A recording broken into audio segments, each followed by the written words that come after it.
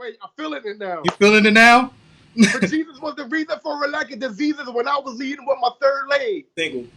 For God sent the sun down when all I wanted to do was just have fun now. I used to wake up just to cut down my birthdays. And it's like I was thirsty for babies on a race for ladies and chasing herpes. But all I got was grace and mercy. So who was worthy of all the praise and honor when I had a lazy mama who didn't care whether or not if I had church days? The streets raised me. So who gave me my next breath when the wages is in his death? And he wrapped himself up in flesh and he died on the cross just to save me. No, that's crazy. But now on this side of the tree, this side of the flea fornication. Because the more I'm facing the sword of Satan, I explore the pages like Psalm 44 and 4, sort of like Jacob. Therefore, I can afford to take up my cross and break up the falls. Make up that Satan try to snake up, you lost.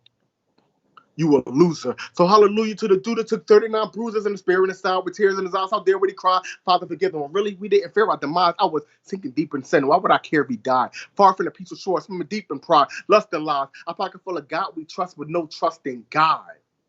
And yet he still died. And that's what makes him an awesome God. And then you can assume that I was rude with tools to bust loudly.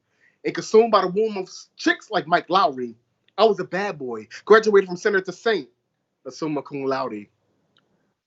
But truth be told, I ain't had perfect grades. I used to curse my days. I used to lurk to flirt with skirts to perpetrate. Lust for lust, I was the worst. No church, I should be the dirt for being a jerk with AIDS. But he reversed my ways, and now I worship praise Jesus. He's the God who murked the grave. He got up at 3 and said, go ye therefore and procreate, the profane, the profess, the propitiate, and promote, pro-life, pro bono, and confess how male prostitute that chasing women because he fell in love with a man. No homo. No, oh no. I'm not phobic. I just want my body to be the church of God of Christ, kind of like I'm Kojic. Now, I'm also a little hyper ferocious, but heaven is real, and so was hell. So use the poetry as my pulpit. So let me give you the logic. God sent Christ to be a sacrifice of atonement. You can find that in Romans 3:25. Now, can you see why he died? So you can sanctify your mind, and you won't lust for the honey and things that have died, or give you a strong backbone and lay the stills when you fall and you lie with the lie love to be all laid up. You see, I'd rather remain standing and pushing and stay up so I can have a walk stronger than Samson woofing and never get in the shape up. So I can see the wolves wearing sheep clothing and short skirts and makeup, but I do lay down in order to stay prayed up. So I keep finding myself in the play this tape up. Honey, please, we got to break up. Because I can't imagine me allowing my seeds to occupy your ovaries. Oh, Lord, please. No baby mama drama or HIVs, herpes, or syphilis or Ghana. Because life outside of God's will is full of hurting and there's trauma. That's why you got to stay focused on your purpose and your promise. Because I know firsthand it ain't worth it. So I'm trying to shape the whole world to the will of the Father. So I yell and I holler, run out miles on my apologist to preach one message that he lived, died, and got up. So let me proclaim it to you plain and proper. See, God sent God's son to reign and prosper. But before he could do that, he had to be slain and die first. So he took the blame and got hurt and had blood poured out of his vein and rained all of his children. Now that's what I call a baby shower.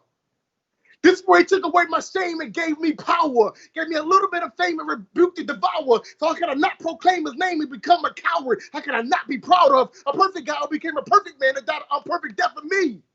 Back when I was trying to make rocks out of powder with baking soda. So how can I be fake and fold up? Knowing I was dead in my sins, he made me awake like Folgers. Took the weight of a boulder off my shoulders. I'm proof that God know how to create a soldier. I'm just here to convince you to put faith in Jehovah through his son and not a fake religion to hold up. And catch me like, wait, hold up. You trying to tell me only Christians going to heaven? Show enough. And I will not excuse my dogma. But if you beg to differ, then you tell us when the pain is setting in and your heart is set in sin, then who shows up on your behalf when your religion is based off wrath and you gotta wear a mask because you still gotta perform to win a spot in heaven. So you bend over backwards, got good at being an actor, you even change what you eat and what you wear, but your life is still in fear because you're not sure whether or not he'll let you in. And that makes no sense to believe that God is real, but that God is not clear and he desires to keep you from the fire. So the devil's a liar. And he be lying, thinking he's a lion trying to act all ferocious when Jesus really is the Lion of Judah. But due to the love, he became the lamb. Kenosis. I know that last line's a little theological deep, so let me bring you a little bit closer to a faraway God that you couldn't reach even if you wanted to. But he knew that. That's why he came down, because he wanted you. He did this by taking off his power and glory and becoming one of you, living a perfect life so he could be your substitute, so he could live your life, but you could die his death.